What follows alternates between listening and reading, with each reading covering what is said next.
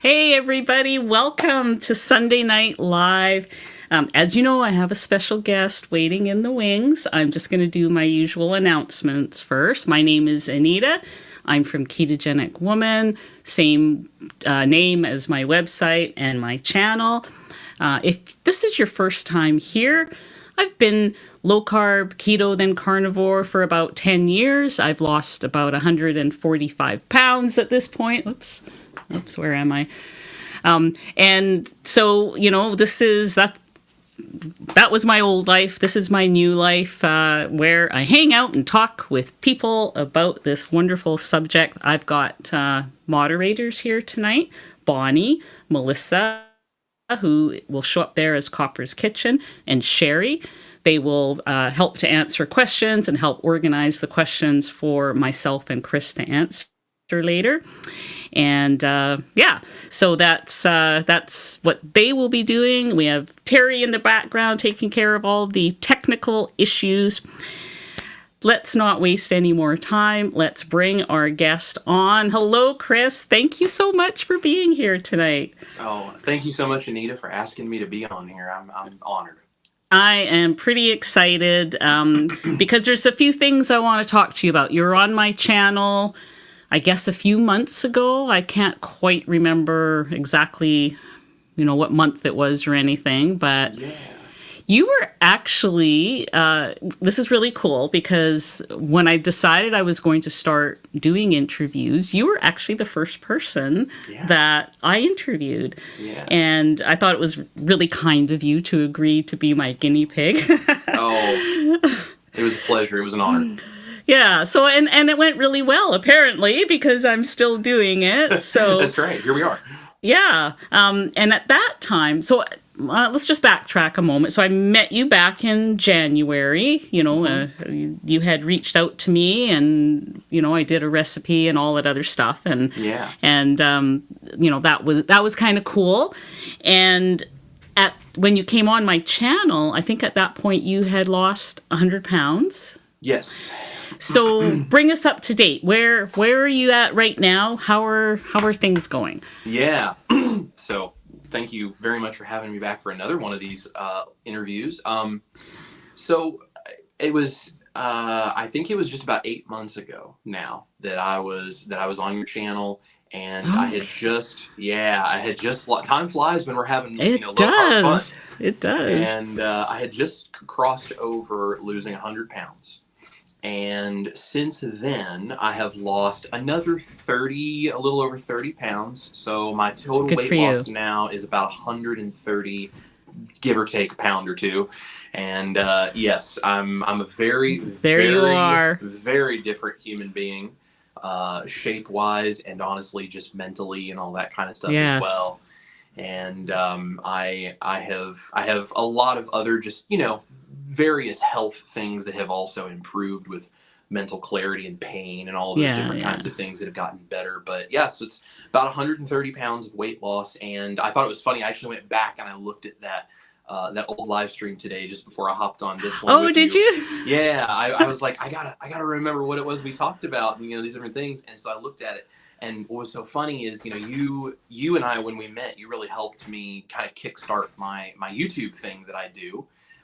By just giving me shout outs and sending people my way. You were super kind and very instrumental in me starting what I do with Chris Cooking in Nashville. Thank you. Yeah. And it was such a joy to be able to start that out with your help and to do all these things. And so when I did the first, live stream type interview with you, my channel had just hit 11,000, a little over 11,000. I was like 11.5 thousand subscribers. Right. And I was super excited, and that was amazing.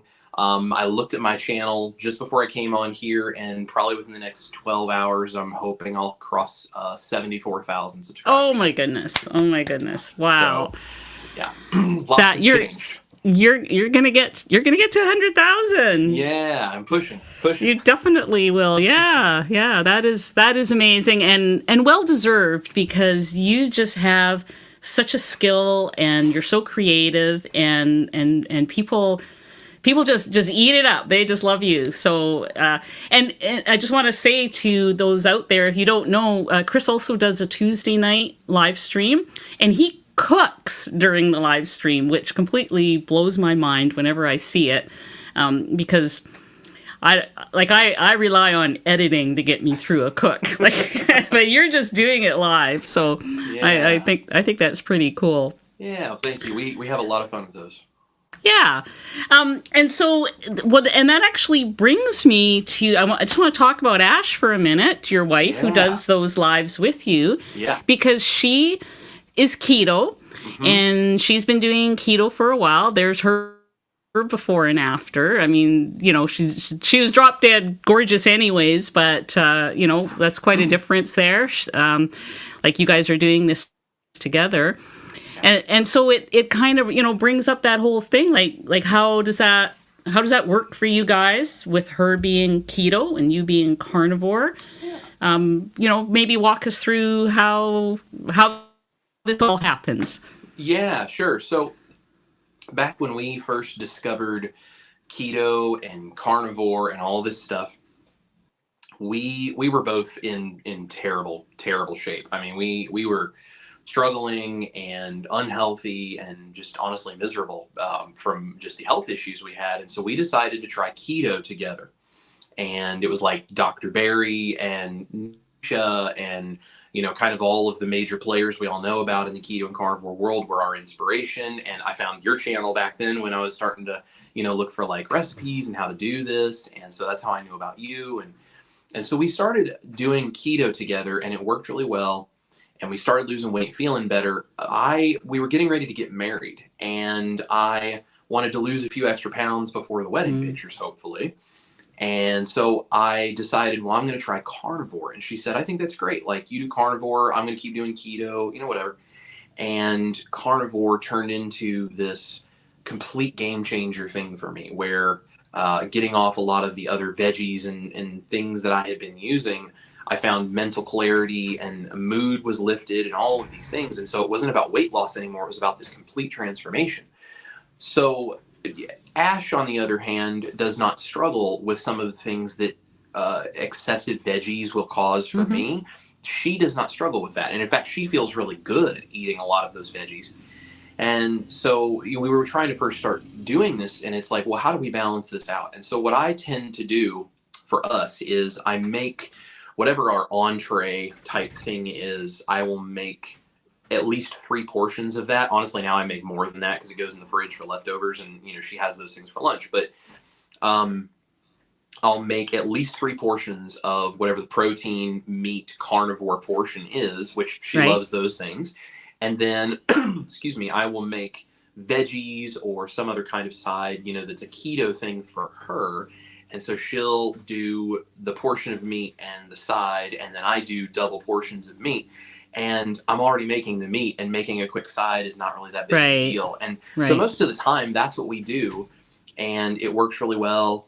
It limits the amount of extra work that I do in the kitchen. And, I have some really simple but really tasty, like veggie type keto recipes that I do as well. And then if I'm doing the cool, weird, experimental recipes that I'm known for here on YouTube, then we tend to share those together. And if she's still hungry, I'll make like a quick veggie for her. But most of the time, she doesn't even find that necessary. So it's kind of how we balance that. Yeah, that's pretty cool. I mean, I would say by the from the videos that I've seen, she's like your biggest fan. Yes. I have a wonderful, not only beautiful, but wonderful, very intelligent and very supportive wife.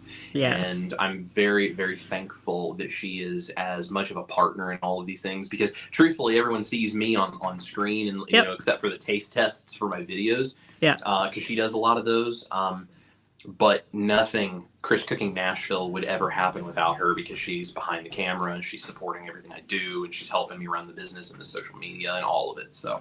Yeah, that's amazing. I mean, there's a lot to do to run a channel. I mean, as you're finding out, it's not just you cook a meal and the next minute it's on YouTube. Right. Except for your live streams on Tuesday night. That's kind of like that. But yeah. There's a lot that goes on behind the scenes, and there's equipment and, all the things you have to do. So, yeah, I know. Significant learning curves to be able to do this properly. There definitely is.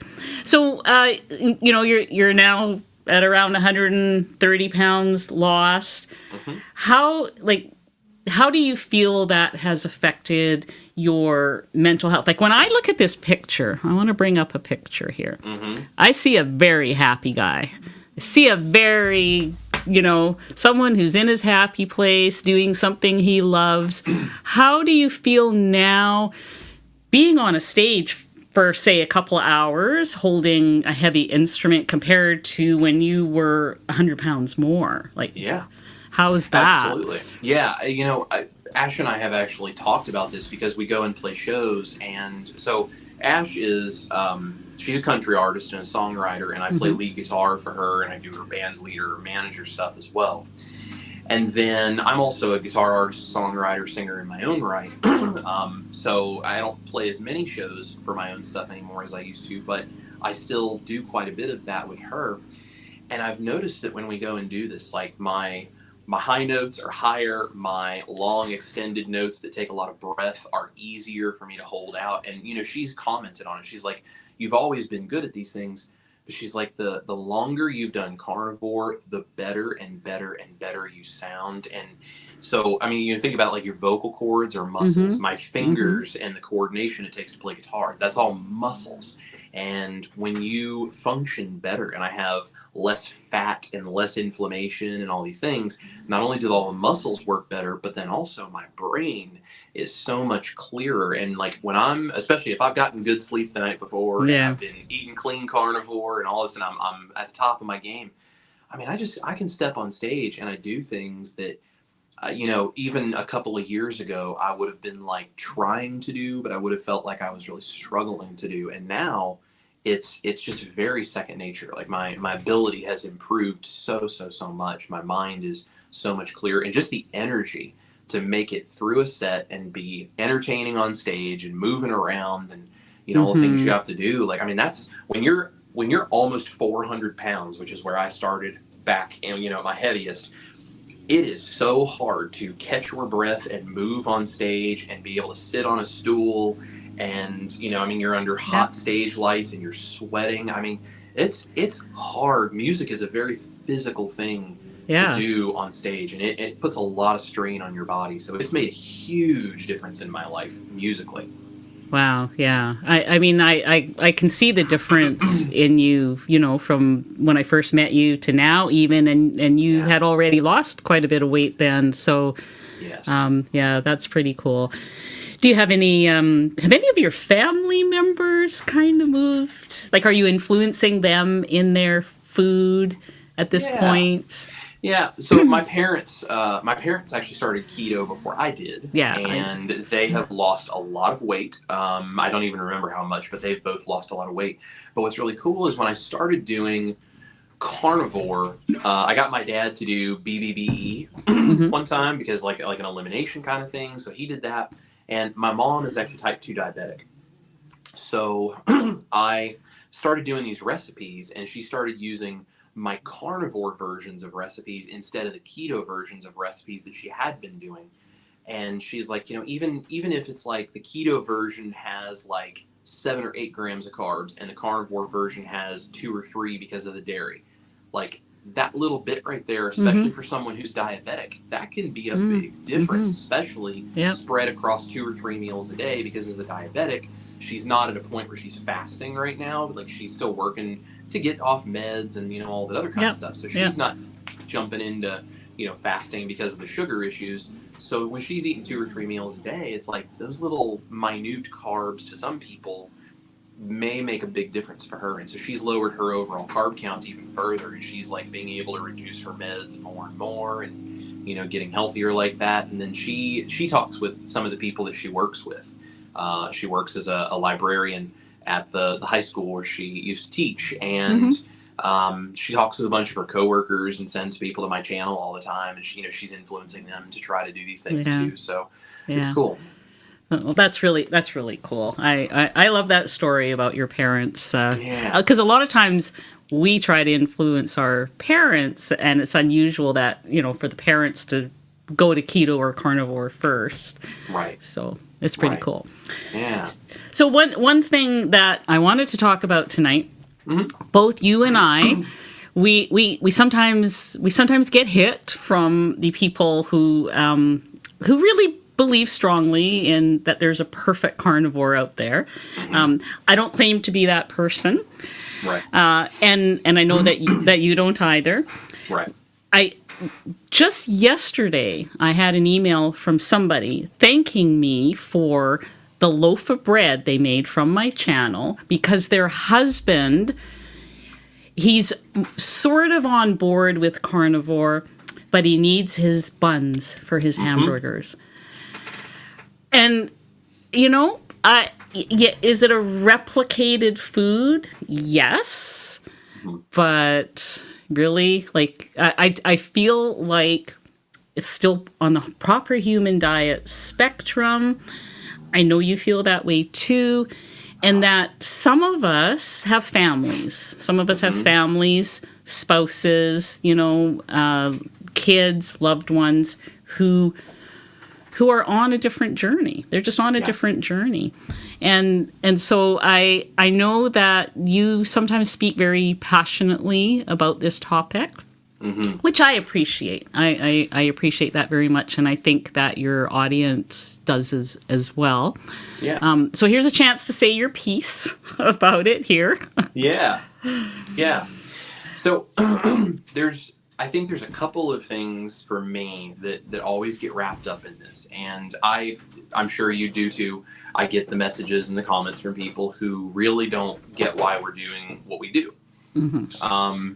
And to each their own. Everyone's entitled to their opinion. But this is what it really boils down to for me, comes down to a couple of things. First of all, I actually, and this puts it in better words even than I think I have in the past, but I saw Dr. Robert Cybez did a video where he was actually talking about a term called orthorexia. Yes. Yes. And I saw this and I listened to his explanation of this and I was like, this really puts into better words, from a scientific standpoint than what I would have been able to do as a guitar player and a chef. But it's this concept of becoming overly obsessed with the quality of the food that you eat. Not obsessed like, oh, I want to eat healthy food and be healthy, but obsessed to a point that it is like a disorder where you are overly obsessed with the quality of your food. And because of that, it's like you can't really even understand what is truly good or not good, or you can't even see things logically. It's the same concept as like anorexia is when you're worried about the amount of food that you eat in an obsessive way that's unhealthy. Orthorexia is about being obsessed with, well, what ingredients and quality of ingredients are you eating in an unhealthy way. And so I think, not to say that there's a bunch of people struggling with orthorexia, but I do think there are people who they've almost maybe traded one obsession for another. And we tend to find our way to carnivore because we've had some health issue. I mean, I had a massive carbohydrate addiction. Bad. I was almost 400 pounds. Like, that doesn't happen just by accident. No. Like it's not like I was healthy one day and woke up almost 400 pounds the next. I mean, that was a long-term binge problem with carbohydrates for me. Yeah. And so I found my way to carnivore because of that issue. And I think a lot of people do. But it's easy to become too obsessed with going so far the other way where you're trading one obsession for another. So I think it's always something to be just mindful of for ourselves, myself included. What is my obsession focused on? Why do I care so much about this ingredient? And so if that's in check, great, that's cool. So that's one thing. The other thing that is really important to me is understanding that going carnivore or even just keto, any of these kinds of things we're doing for our health, this is not a light switch. You don't walk in the room flick the switch and Mm-hmm. suddenly the next day you're just perfectly keto or carnivore and you don't struggle with anything. That's just not real. That, human beings are not built that way. And some people have a particular frame of mind or personality or a particular skill set where they can just jump into something cold turkey and change overnight, and they can be successful that way. Mm-hmm. And more power to them. I think that's great. The majority of people are not like that. And I mean, I teach guitar as part of how I make my living, and I can tell you, I understand the psychology behind how you learn something new and how you break old habits and develop new ones.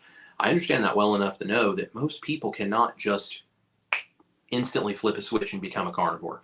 And, even if meat, salt, water was the ultimate goal, which I don't know if it is or not, I'm not a doctor, I can't say that. But even if that's the ultimate goal, there is a journey that most people have to take to get Mm-hmm. from where they are to that point. And it's like this whole area in between. Sometimes I think it gets really easily overlooked because that's a really important place. In there is where all the magic happens, or where someone steers off the cliff and falls apart. And Yeah. and I think one of the things that's very difficult, there's a whole culture of food that goes around the world, and there's different versions of it in every different place you go around the world.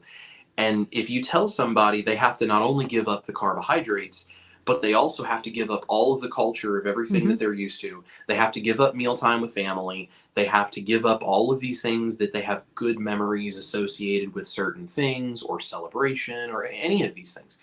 You tell them they have to give all of that up all overnight.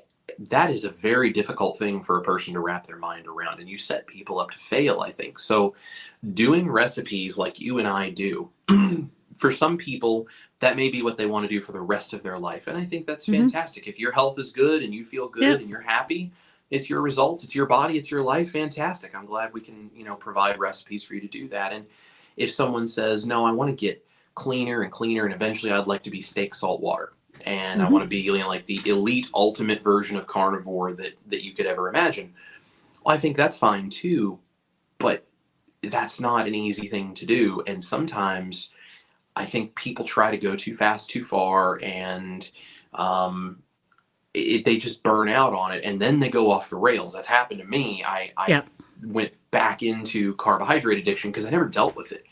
And having these recipes, it just offers you variety or a place to go, or sometimes even just the thought of, I know pizza is not good for me, and I know maybe this has a lot more dairy than I want on a regular basis.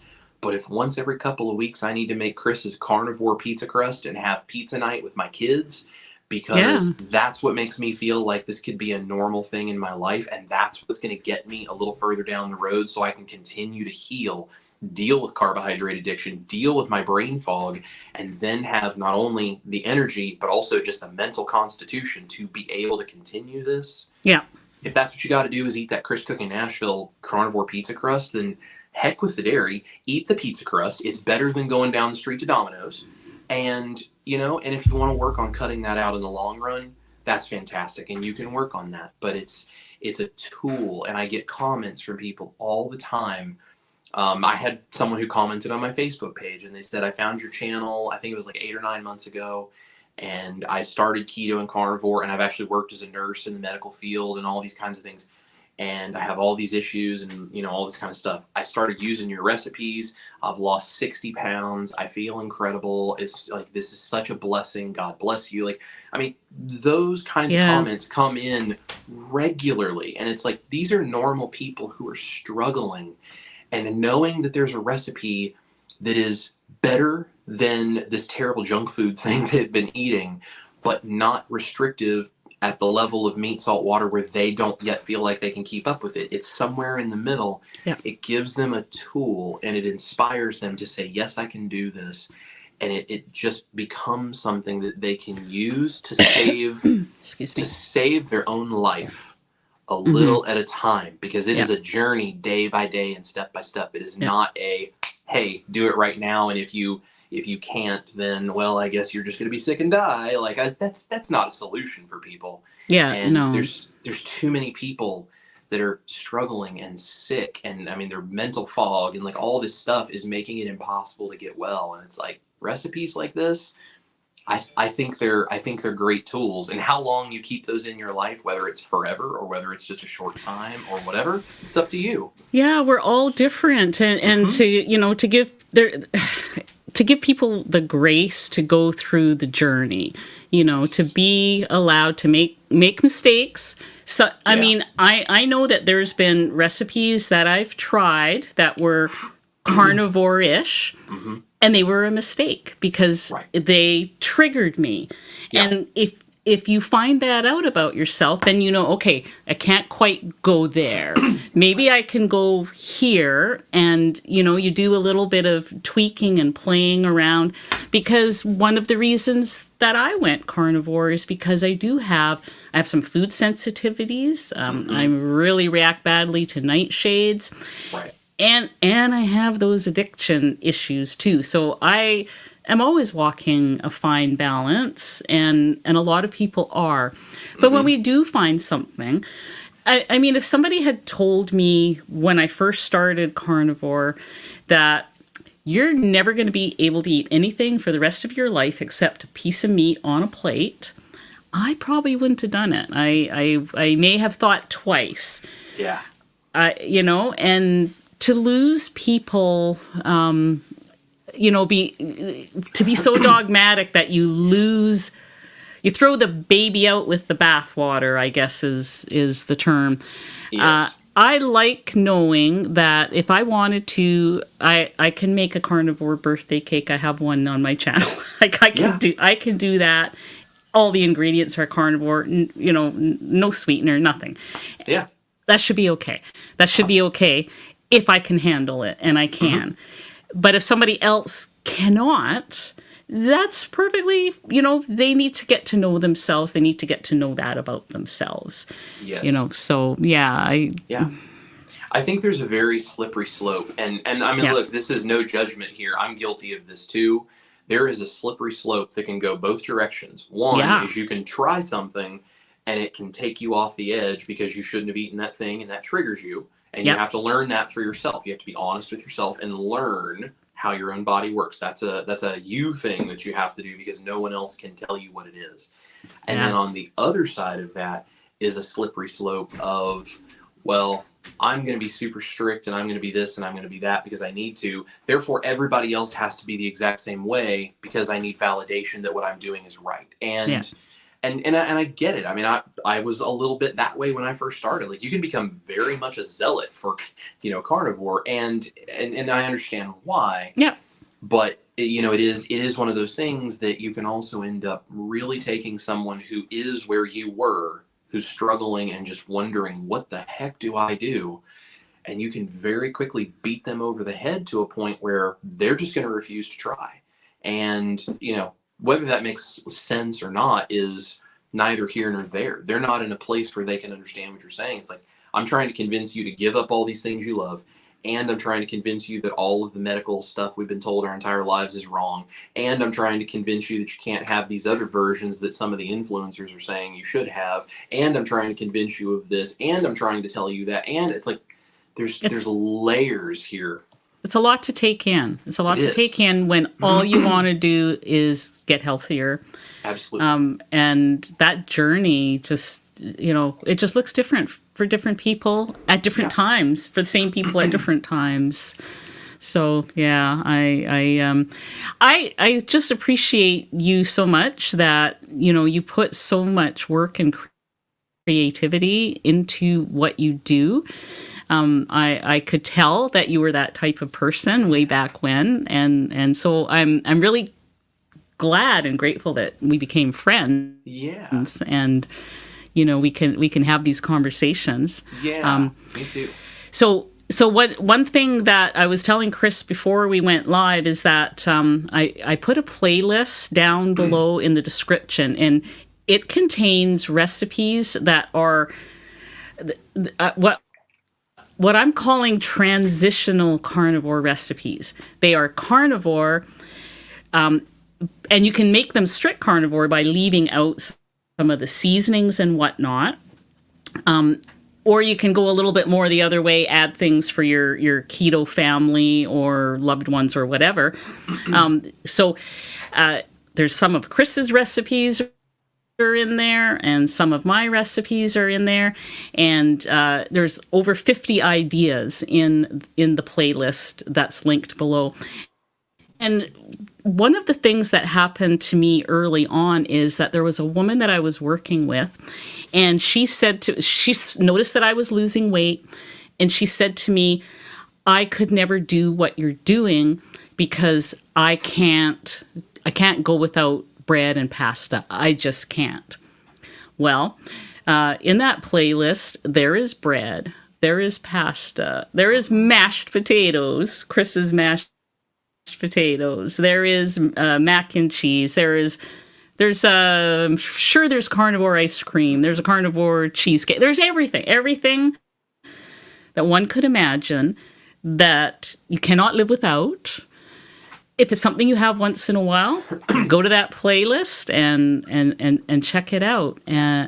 Because I don't do that all the time. It's like these are special occasion things. Some people do. There's a woman in my Facebook group. She's keto. She has a daily cookie. She's lost over 100 pounds. She's happy. She's doing great. All the power to her. Yeah. All the power to her. If I could do that, I would, but I can't. Yeah. So. Yeah, I'm kind of the same way with this stuff. I do because I'm doing recipe creation and these kinds of things, I tend to do it a little bit more. But as far as like the special stuff that I make, it's like once a week because of my videos. And a lot of the other nights, it's very simple, and that works great for me. Yeah, I know. It's not every meal is an event. It's really an event, to show possibilities. But the rest of the time, we're eating pretty clean. Absolutely. I think. I'm going to pop over to. We've got some questions here that are starting to pile up. Right. Some of them might just be comments. So let me just start going through here. I love Miss Anita and I love Chris, making sure I don't miss. Hi, Karen. Thank you so much. Just Jason Keto is in the house. Right. Awesome. He always shows up and is one of the first ones here. Cool. Becky, you look good in this color. Thank you. Hi, Chris. Hi, Becky. Carnivorous Grandma. Hi, Robin. How are you? She says she's super excited about this discussion and says hi to you. Ron's Keto Cafe. Happy Palm Sunday. Yes, it is. Mm-hmm. Thank you, Ron, for being here. Yvonne, so weird to see Chris like this and not in his kitchen.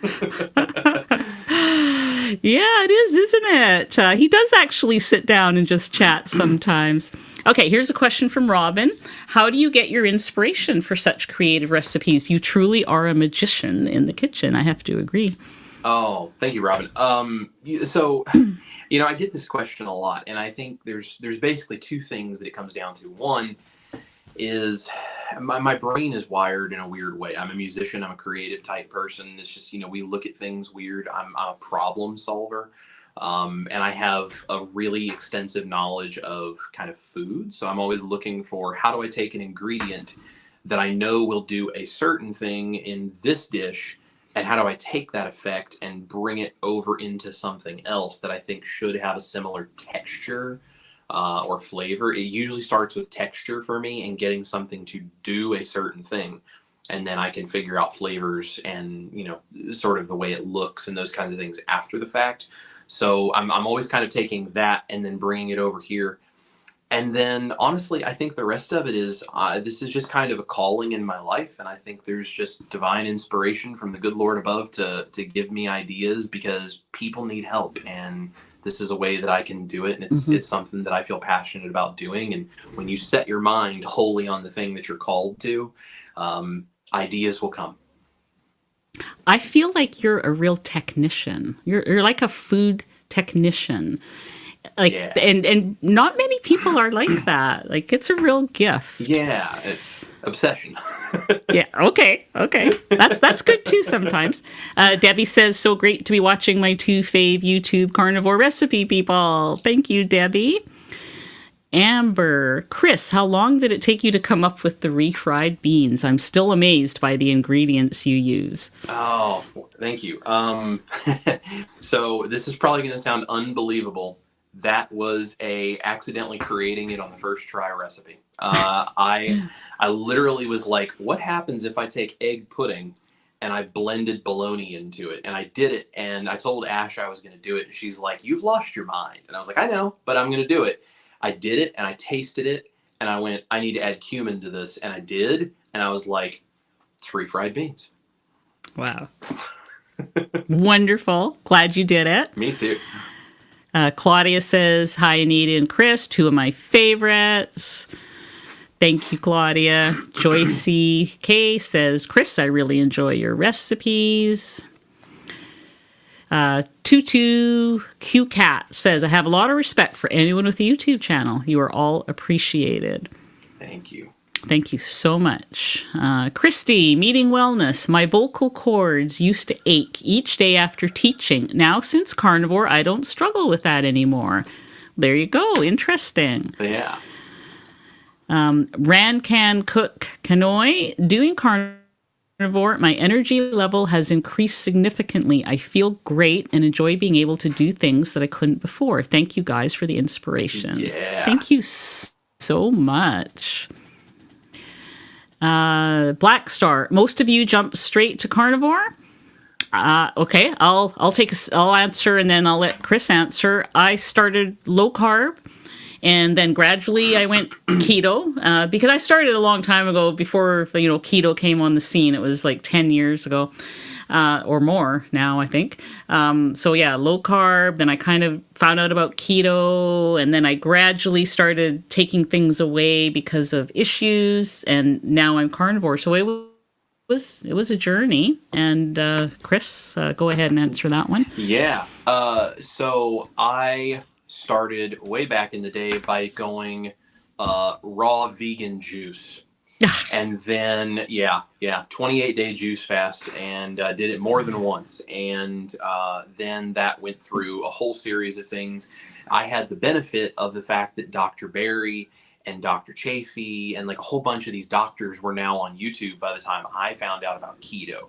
So I did a bunch of research, because that's, as you can tell, that's the way I do things. I research and learn inside and out as best I can. I went keto.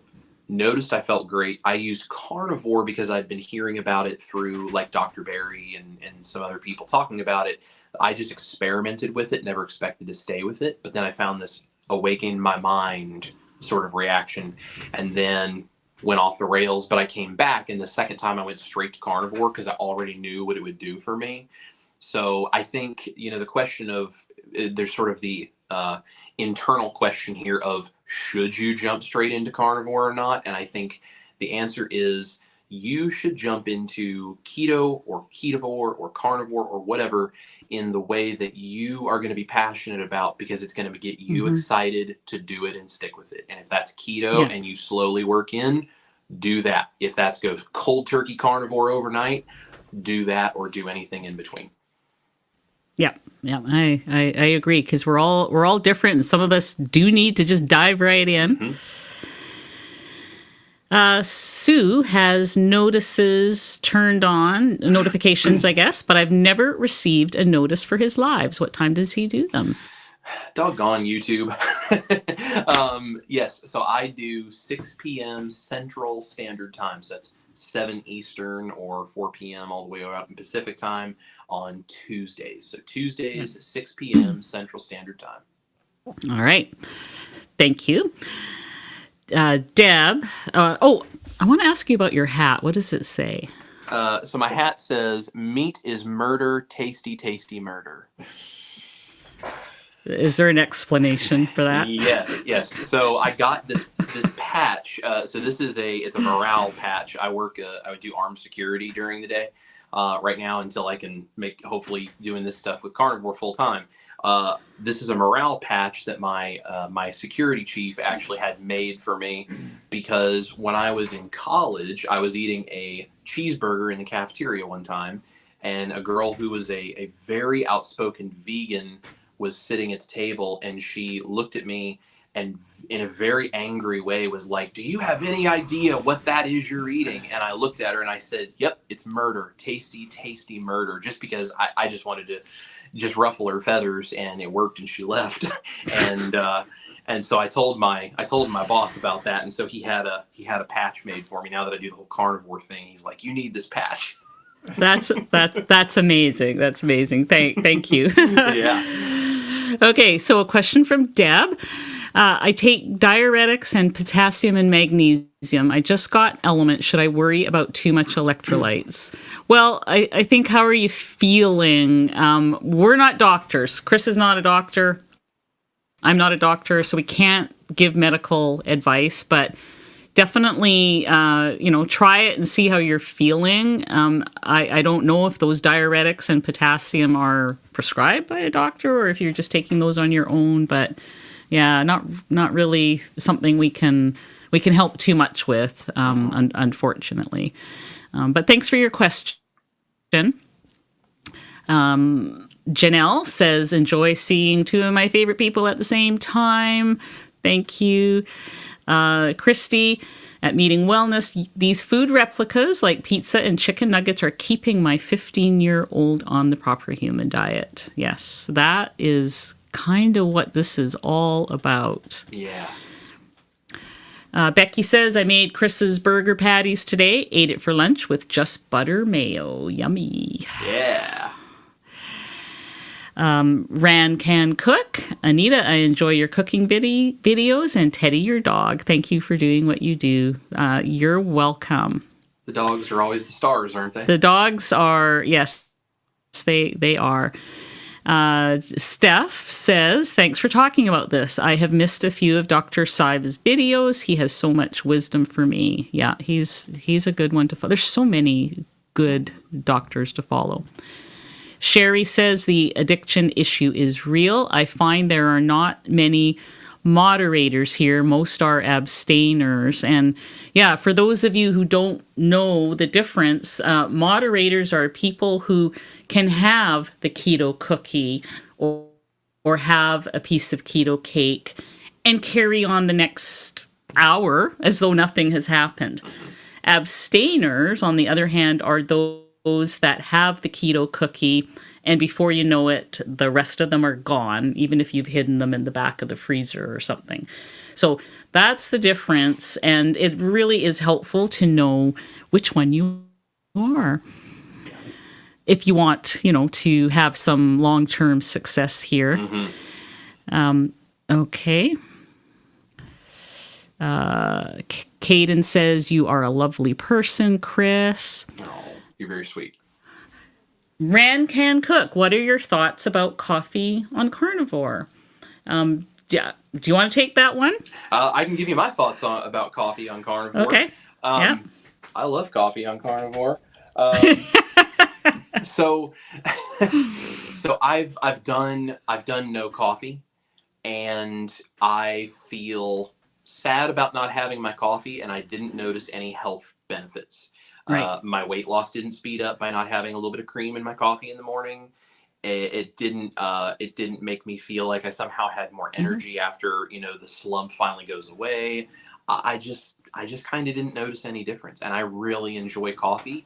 And this kind of goes back to that thing of how many things can you fix all at one time? Yeah. There's a lot of other health goals that are more important for me personally than cutting out coffee just because it's not an animal product, when I didn't really notice any specific benefits. So I realized it was less important for me than all the other things.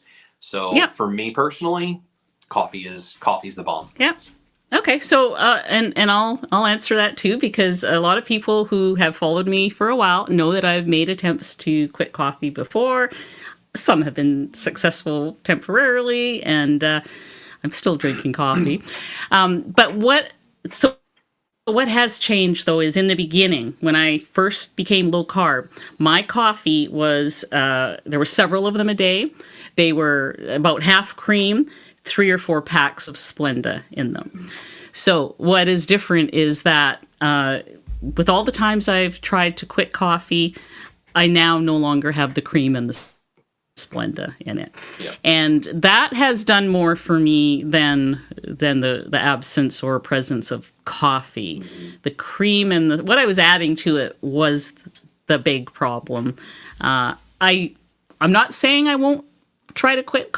I do moderate it now. It's moderated, but it's not gone. I'm okay with it actually. Yeah. So Caden wants to know, have you decided on a name for your version of the McGriddle? Yeah, I think the votes are in. I think the Chris Griddle has taken it by a long shot. So the Chris Griddle. The Chris Griddle, it will be dubbed. All right, that sounds good. Barb would like us to explain carnivore versus keto. So basically carnivore is animal products only in its purest sense. Some of us have coffee, seasonings, that sort of thing. I mean, dairy is an animal product, and cheese, so those things are okay if you can tolerate them. And keto is a metabolic state where you go into ketosis because you cut your carbs so much, and in its purest form. And this is where it all gets very gray. It's meat and veggies. But then there's all the keto products. What do you think about keto products, Chris? I think for me, the keto product thing, it comes down to why are you using it? Because if you're using it because it's just convenient and tasty and sweet, and you're just kind of like feeding into that, I need something that comes out of a package that tastes like a cookie. For some people that works really well, that's great. But if you're really trying to get away from that kind of stuff, I think keto products can really hinder what you do. But if you have a keto product and you say, I know it's not ideal, and I want to work towards not using this or having it very rarely, but in the meantime, it's a tool to help stabilize things so that I can take the next step.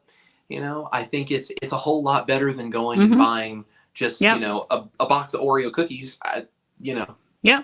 And full disclosure, when I first started this journey in my early days, low carb, I was pretty dirty. If there was a keto product, I would try it, know. Yeah. And, but I'm glad I don't now. I feel so much better now. Yeah. Okay, so Jay says that Chris's bridge foods, so that's another good name for this, transitional foods, bridge foods, have really helped me to keep progressing in the right direction on my journey. Good. That is the name of the game. Yeah. The Kingdom Way Keto to Carnivore. What were your macros when you started, and what are they now? Do you do macros, Chris? So I used to. So when we started keto, I was 20 grams of carbs or less per day. I would try to push basically as much protein as I could get because, especially being a big guy, like the protein made me real happy. And as far as fat, I really didn't track it that closely, but I kind of played with higher fat and lower fat until I found a place that I felt good. When I went carnivore, I said, scrap all of that. And I basically said, as long as my carbs stay as low as they can possibly be, I just don't care anymore. And if I feel like I'm not satiated, or I feel like I'm struggling, or if I'm getting cravings, I up my fat. If I feel like I'm low on energy, I up my fat. And if I feel like I'm dragging or something is weird or something like that, I think about what did I eat in the last 48 hours because something had more carbs in it than I should have had. And that's as technical as I get about it now. That's all I need to do. But you have to learn your own body and know what those things feel like, I think, sometimes. So that's for sure. Yeah. I also started with the 20 carbs or less, in the beginning. And right now I'm not paying any attention to macros. But I kind of know where I'm at. I think I'm 60 to 70% fat on most days, sometimes a little higher. And I like what you said about using fat as your leverage when when you feel like you need more energy. It's also a good leverage if you're struggling with your bowel movements or something, if we wanted to go there. Yes. Fat is a very good leverage for these types of things. Absolutely. Robin says her husband is a musician, and yes, he looks at things weird too. Steph says, I made your keto mac and cheese and can't wait to test it on my young grandsons some weekend when they are with me. I enjoy when I can get some healthy protein. I actually have a question about your mac and cheese. Yeah. Because I do intend to make it when I have my next cheese day. Mm-hmm. In your video, you said that you use salad shrimp, and I'm a Canadian. I don't know what that is. What is salad shrimp? Yeah, so salad shrimp are just very small little shrimp, and okay. So if you're someplace where they, just culturally they just don't talk about salad shrimp, get the smallest ones you can find, because the smaller they are, the milder they are usually.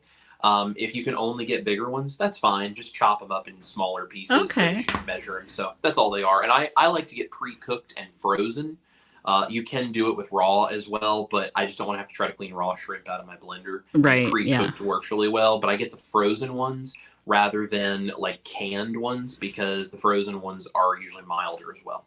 Okay. A lot of times the butcher, and they also sell this at Costco, have these flats of small cooked shrimp. So that would work. Okay. Yep, okay. That'd be perfect. Thank you for answering my question.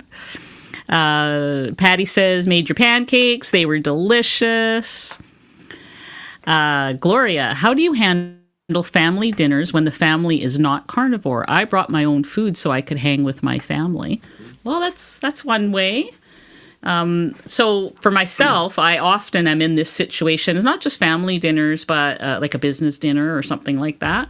And people honestly, like I will order the meal that has the biggest amount of meat.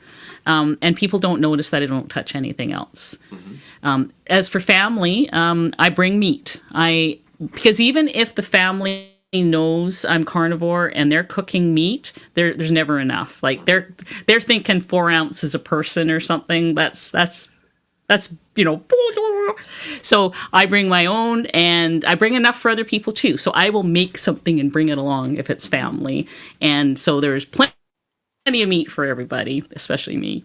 Yeah. What about you? How do you handle that? Yeah, I think there's you have to ask yourself which part of the question is, or which part of the situation is the most difficult for you. Is it the food you are going to eat, or is it your cultural interaction with the other people who are eating? Because that's two different solutions that I have based on what the situation is. If it's the food that I'm going to eat, like what am I going to eat here? I pregame. I will eat eggs and sausage or something before I leave the house to go, so that I can have something. That's a good one too.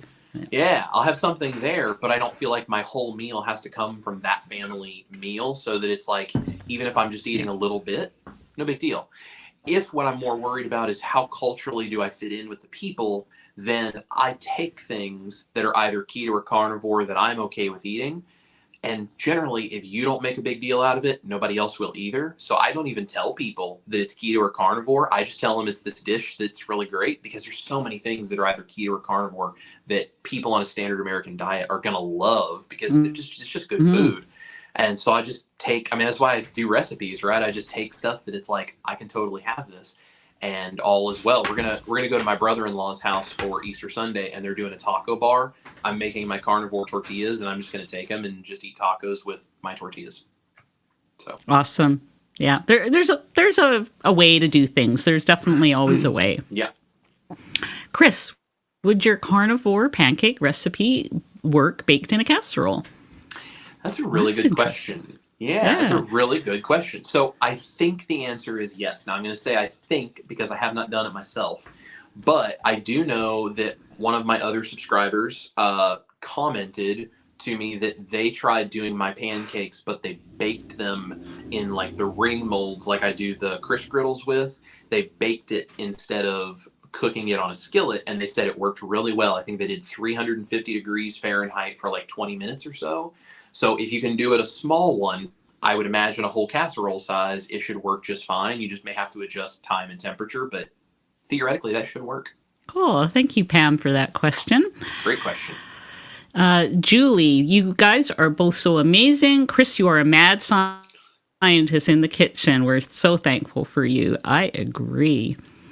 Rose, Chris's creativeness is needed to help stay carnivore. Otherwise, some of us may fall by the wayside. You both are my inspiration. Agreed. Thank you so much. Oh, Steph wants to know, what are your favorite restaurants for our lifestyle in Nashville? Hubby and I will be there for vacation a couple of days in early May. Great. Yeah, that's a really good question. So actually, Ash and I just got back from eating an early dinner before we did this live stream. So I'll tell you, one of my favorites is going to Edley's Barbecue.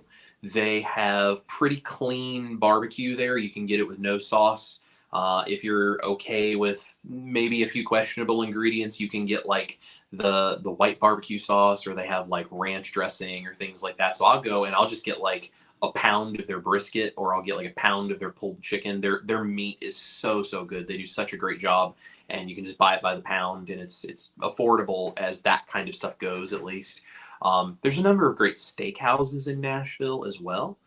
And if you go to any of the steakhouses, or if you want to go to, there's a lot of burger restaurants around here that are actually known for using like local beef. I haven't been to any of them in a long time, but there's one called ML Rose, which uses local beef sourced from farmers here around in Tennessee. They have some really great stuff. And you want to do like a burger and a lettuce wrap and a side salad if you're keto, or just order the patties and, you know, kind of go from there. That's a really great option too. That's, if we go out to dinner, it's usually something like that around here. That's amazing. Thank you for that. Yeah. We're down to 4 minutes, so I'm gonna try to find some questions. There's lots of comments. Thank you guys so much for all your positive comments. But here's a question. Knowing you are both not medical professionals, this is a personal question. If you were having back surgery to fuse 2 discs, would you eat more protein? I would. I definitely would. Yes. After surgery. Yes. Your body is made of protein. So if you eat more protein, you got more building blocks to heal. Just my 2 cents. Yes. 100% agree. Shayla is stuck at 900 to 1,000 calories a day, 2 meals, stuck in a stall for over a year, tried to eat more and gained 7 pounds. Do I have to increase my calories to break a stall? You might have to calculate your TDEE, that's total daily energy expenditure. There's a link that maybe one of the moderators, if they have that link, they can put it into the chat comments there, because maybe what you need to do is a little bit of reverse dieting. 900 to 1,000 calories a day. I mean, I eat double that, and I feel like, and I don't know how old you are. I don't know anything about you, but I feel like that is very low. And a lot of people eat surprisingly undereat and don't lose weight. It's less is not more in this case, for sure. Yep. Chris, what about cheese on carnivore? What about cheese on carnivore? Yeah, what's your opinion there? Yeah, so here's the deal. I love cheese. Cheese does not always love me. So, you know, if you eat cheese and it makes you feel good and you're not trying to lose weight, I think go for it. If you're worried about losing weight and you're eating a bunch of cheese, that's probably the first place that I would go if you feel like you're not losing, you know, weight and you're like, I've done everything, but I'm still eating the cheese. That may be the issue. You know, if it doesn't bother you and you enjoy it, go for it. Yeah, well, I agree. Okay, so here's a question. I'm getting ready to make your jalapeno poppers. Are those considered carnivore? Oh, I wish they were. They're not, but they are keto or ketovore. And as keto and ketovore stuff goes, I will say those do actually not bother me. So I allow myself to have those from time to time.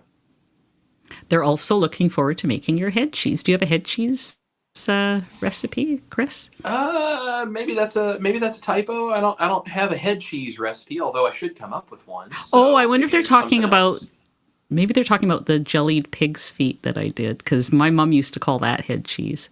There you go. That could be. That could be. Okay. So I think we may have gotten to all the questions. So here's one. I do decaf once a week sometimes. I still drink matcha green tea. That's more of a statement than a question, I have to say. Yeah. But good on you. If that's what makes you happy and makes it sustainable. So Marie says, hi, Chris and Anita. Chris, it still blows me away how you came up with toasting the gelatin for the mashed potato recipe. It blows me away too. I don't know how that happened. And finally, we have Shirley Wilkinson. Thank you so much for helping me to make me happy and healthy. I was keto for 43 years, and I've been carnivore in the last 24 months. I am 79 and have lost 80 pounds. Wow. Good for you. Good for you, Shirley. That is amazing. Thank you so much for sharing that with us. Wow. So, everybody, sad news. Our hour is up. I want to thank Chris for being here. Thank you so much for coming back to my channel. It's been a real blessing to have you here. And as you can see, you are a blessing to so many people out there. So thanks again for coming, and I hope you'll consider doing it again sometime. Yes, absolutely. Anytime, anything for you, Anita. I love you, and I cannot tell you how much I appreciate you and everything you've done, and all of the people in the community. Like, they say I'm a blessing, and you say I'm a blessing.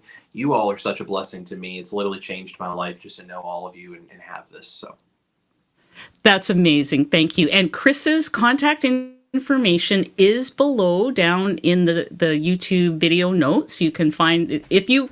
I'm sure you must be subscribed, and if you're not, go do it tonight. And we'll see you guys on the next video, and Chris will give his what do you say now? Yeah, you still say the same thing. I sure do, guys. This is Chris, and I love Nashville. it. Thank you for watching. Eat your meat, love your life, and I'll see you in the kitchen for the next recipe. Awesome. Okay. Good night, everybody. Love you all. Thank you so much for being here.